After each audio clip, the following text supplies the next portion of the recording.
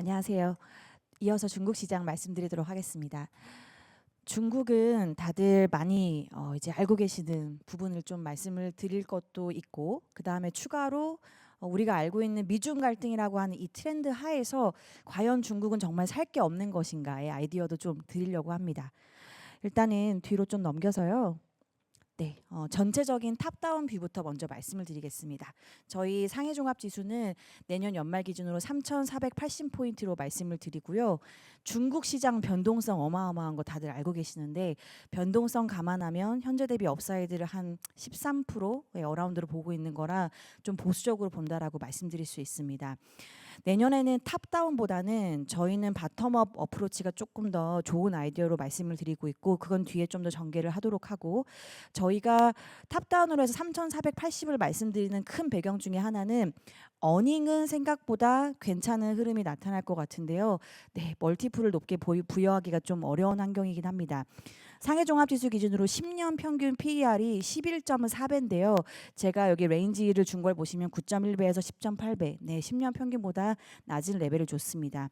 리스크 요인 때 말씀드리겠지만 내년에 너무 예상할 수 없는 정치 이벤트들이 많아서 중국 시장으로 들어올 수 있는 자금이 조금 들쭉날쭉할 수 있겠다는 생각이 들어서 멀티플을 좀 낮게 잡았고, 저희가 어닝을 그래도 괜찮게 말씀드리는 이유는 우측에 있는 차트를 이렇게 보시는 기준으로는 좌측인데요. 차트를 보시면은 본토, 홍콩, MSCI 전반적으로 지금 현재 어닝 추세는 떨어지고 있지만 일단 추경을 했고요. 이 자료를 발간하고 나와서 나온 이벤트고, 그리고 관련되어 있는 건 제가 가장 중요하게 봤던 건 부동산 시장을 이젠 규제가 아니고 부양 성격으로 대대적으로 넘어가고 있습니다. 그래서 여기에 추경까지 이슈가 더해졌기 때문에 제가 원래는 2분기 후반 정도에 부동산 지표가 돌면서 어닝 모멘텀을 좋게 상대적으로 봤었는데 좀 더 시기가 앞당겨질 수도 있겠다라는 생각이 들어서요.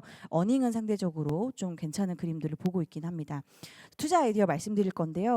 투자 아이디어로는 저희가 말씀드린 미중 갈등에서 중국이 과연 취할 수 있는 이 돌파구에서 저희가 집중하는 건 테마로만 접근할 수 있는 거 말고요. 그런 거 말고 테마로서 볼 수 있었던 아이디어들이 이익 모멘텀으로 전환될 수 있는가를 핵심 아이디어로 말씀드리고 있고, 그 두 가지는 저희가 보고 있는 1대1로와 화웨이 밸류체인을 말씀드립니다.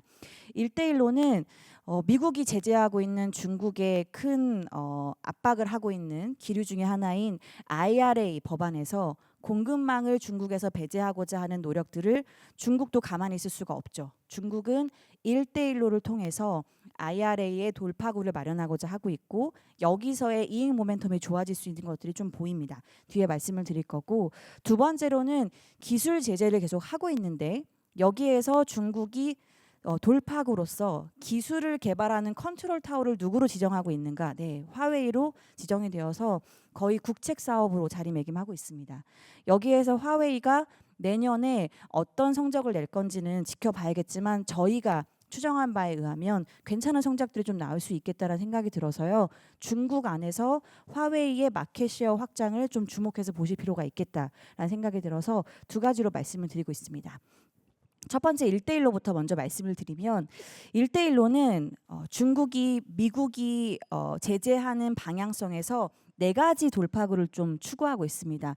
첫 번째로는 중국이 탈중국화 배경하에서 대미 수출 규모가 추세적으로 떨어질 가능성이 있습니다. 그러면 수출 대체안을 찾아야죠. 이 국가들이 1대1로 국가가 될 가능성이 상당히 높고, 또 실제로 저희가 확인한 데이터에 의하면 중국의 수출 국가가 DM에서 EM으로 이미 많이 바뀌고 있는 상황이고, 특히나 1대1로 국가들 향으로 기계, 놀랍게도 휴대폰 같은 것들도 굉장히 유의미한 증가세를 보이고 있는 상황입니다.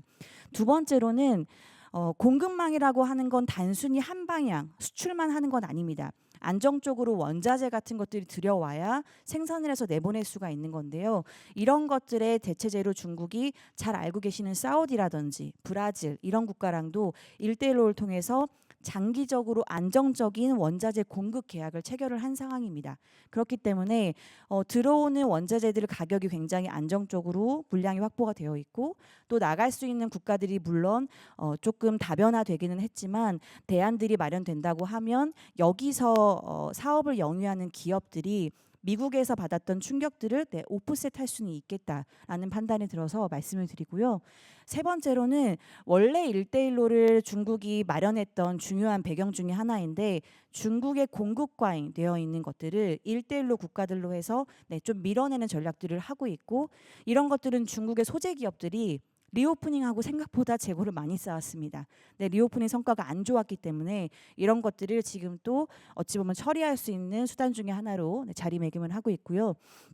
그러다 보니까 마지막으로 중국이 하려고 하는 이 동맹국 결속 강화 전략에서도 어느 정도 저희는 워킹하고 있다는 생각이 듭니다. 이거는 바로 기업이익이랑 연결되는 건 아니지만 여기까지 말씀드리면 질문 주시는 게, 중국이 1대1로 국가들한테 많은 부채 부담을 주고 있는데 과연 이게 중국한테 어떤 유의미한 성과를 주는가. 중국에서 지금 뭘 하려고 하냐면 출자 전환을 하려고 하고 있습니다. 그러니까 이 부채를 지금 지분으로 전환하면서 중국 입장에서는 어찌 보면 크게 손해 볼 게 또 없을 수 있습니다. 그 나라에서 주요한 기간 산업들의 그 기업들의 지분을 확보하는 거니까요. 그럼 그 나라들에 대한 영향력은 중국이 더 크게 가져갈 수 있는 겁니다. 그래서 기업들 측면에서 공급망에서 긍정적인 부분도 있지만 이렇게 정치적으로도 중국이 꾀할 수 있는 부분이 있다는 점에서 중국이 1대1로로 추구하는 인프라 투자의 비중이 높은 CSI 300을 일단 보유하시는 전략으로 좀 말씀을 드리고요. 두 번째로는 화웨이 밸류체인 말씀드립니다. 두 가지를 같이 보유하는 전략인데, 화웨이 밸류체인으로는 옆에 보시는 표 4가지, 표에서 정리되어 있는 4가지 ETF 중에 하나를 담으시는 전략으로 말씀드리고요. 화웨이의 화두는 7나노 공정이 성공이 가능하다라는 건 우리가 확인이 됐는데 양산이 될 것인가가 중요한 저희가 확인하고 싶었던 포인트인데요. 저희가 리서치한 바에 의하면 자료가 굉장히 좀 길게 있지만 시간 관계상 말씀드리기가 어려워서 양산이 가능한 것으로 확인이 되고 있습니다. 물론 앞으로 5년, 10년 중장기적으로 가능한지의 그림은 말씀드리기가 조금 어렵기는 합니다. 미국의 제재가 있기 때문에. 그렇지만 저희가 확인한 바로는 최소한 2025년까지는 7나노 공정에서 양산이 가능할 것 같고요. 그렇다고 하면 메이티 60 시리즈 나왔던 거에 이어서 지금 전기차까지 판매량이 상당히 괜찮은데 화웨이 생태계가 내년 내후년에 확장되는 그림을 가져가는 거는 크게 문제가 없을 것 같습니다. 그런 관점에서 중국의 이 기술의 돌파구로 중국이 마련하고 있는 화웨이 생태계를 바이하는 전략은 저희가 아까 말씀드린 1대1로랑 같이 보유하시는 전략이 대표 지수 대비해서는 수익률이 양호할 수 있겠다라는 생각이 듭니다. 그래서 시간이 많지 않아서 매크로는 짧게만 말씀드리면, 저희는 핵심 변수는 제가 서두에서도 말씀드렸던 부동산이 가장 중요하다고 보고 있습니다. 부동산이 중요한 이유는 좌측에 있는 차트를 보시면 되는데요. 중국의 주택가격 지수가 주택이 시장화되었던 98년 이후에 한 번도 2년 연속으로 떨어졌던 경험이 없습니다. 근데 사상 최초로 지금 2년 연속, 사실 3년 지금까지 포함을 하면 떨어지고 있는 상황인데요.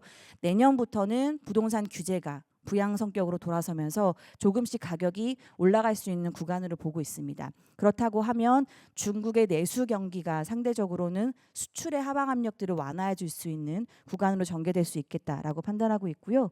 마지막으로 리스크 요인 말씀드리면, 리스크 요인으로는 저희가 시기별로 좀 나눠서 말씀드리려고 합니다. 단기적으로는 아까 방금 말씀드렸던 부동산이 만약에 제가 봤던 베이스 시나리오와 다르게 주택 가격이 유의미한 반등을 보이지 않는다고 하면 단기, 중기 두 가지 문제를 유발할 수 있습니다. 단기적으로는 일단 소비 시장 회복이 좀 어려울 수 있고요. 그리고 두 번째로 저희가 보고 있는 중기적인 그림은 이거는 조금 걱정하고 있는 제가 큰 요인이기도 한데, 우측에 있는 상업은행들의 NPL 레이쇼를 보시면 중국의 부실채권 비율이 2%가 채 안 됩니다. 이거는 지금 부동산으로 나가 있는 모기지 대출, 디벨로퍼한테 나가 있는 대출 두 가지 다 상각이 안 되어 있다는 겁니다. 이들이 채권 이자도 제대로 상환을 못하고 있는데 과연 대출을 스케줄에 맞춰서 잘 상환하고 있을까? 그렇지 못할 가능성이 꽤 높죠. 그러니까 은행이 상각 처리를 하면 배드뱅크로 넘길 수가 있는데 그러지 못하고 있다는 거. 두 번째로 중국이 국채 발행을 했는데 이 발행한 국채의 80% 이상 물량을 누가 사주냐? 은행이 사줍니다. 은행은 중국이 코로나 기간 3년 동안 겪으면서 금리를 내려줘 왔습니다. 예대 마진 압박도 있는 상황에서 국채 물량까지 소화해주고 있는데, 만약에 내년에 제가 봤던 베이스 시나리오처럼 부동산 경기가 회복을 안 보인다고 하면 네, 지금은 우리가 부동산 디벨로퍼 문제를 보고 있지만 내년부터는 은행권 문제로 전이될 가능성이 있습니다. 그래서 내년에는 주택의 이 가격 추이를 보는 게 상당히 중요하다는 점이 있고요. 마지막으로는 우측에 있는 차트입니다. 내년에 정치 이벤트가 상당히 많습니다. 글로벌리 4가지가 있고 특히나 중국과 밀접한 이 대만과 미국 선거가 있다라는 점에서 사실 결과를 지금 제가 단정지어서 말씀드리기가 어려운데 어느 쪽으로 되든지 일단 대만은 사실 대중 강경파인 지금 집권 여당 민진당이 될 가능성이 상당히 높아 보이고요. 그러면 사실 트럼프가 되든 바이든이 되든 중국에는 압박이 어느 정도 있을 수는 있을 것 같기는 하지만 여러 가지 시나리오를 경우의 수를 따져봐도 중국의 외국인 자금 인플로우가 강해지기보단 좀 약해질 수 있는 여지가 있긴 있습니다. 다만 이걸 상쇄할 수 있는 건 제가 1, 2번 요인으로 말씀드렸던 부동산 가격이 그래도 반등을 보인다고 하면 상쇄가 될 수 있는 이벤트이긴 해서 마지막 지정학 이벤트까지 좀 연결을 해서 말씀을 드렸습니다. 네, 그럼 저희 이번 세션은 여기서 마무리하고요. 5시 20분까지 쉬시고 다음 세션 채권 크레딧 이어서 진행하도록 하겠습니다. 감사합니다.